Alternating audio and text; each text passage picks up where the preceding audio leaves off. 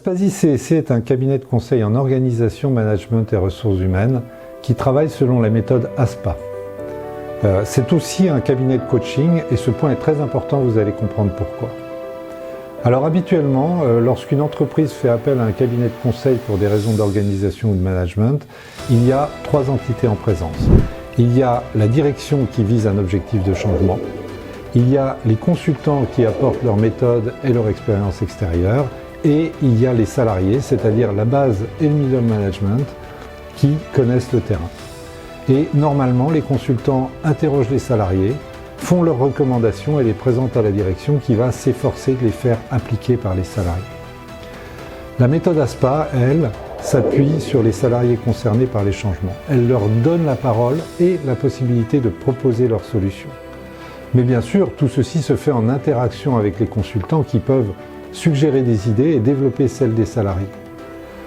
Naturellement, dans le process, c'est toujours la direction qui reste décisionnaire de ce qui va être appliqué ou non.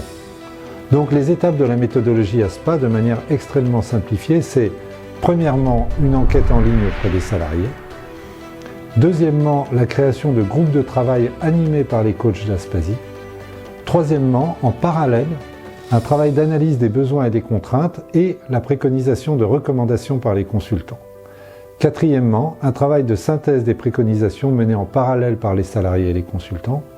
Cinquièmement, la validation par la direction.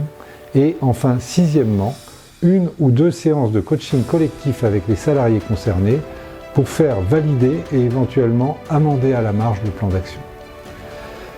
Cette méthodologie part du constat que les salariés sont à 90% plus engagés au travail que ne le croit la direction. Et ils ont des idées sur comment améliorer l'organisation, comment résoudre les conflits, augmenter la productivité.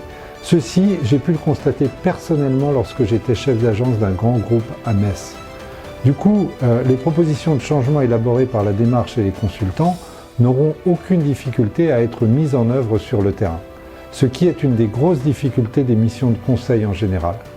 Dans notre cas, les recommandations s'accordent facilement avec le travail sur le terrain.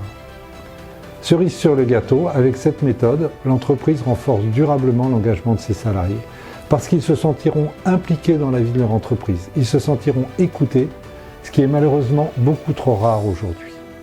Et cet engagement, c'est un trésor pour un dirigeant d'entreprise ou de département. C'est pour cela que sur notre logo, Aspasie se nomme Ingénierie de la motivation.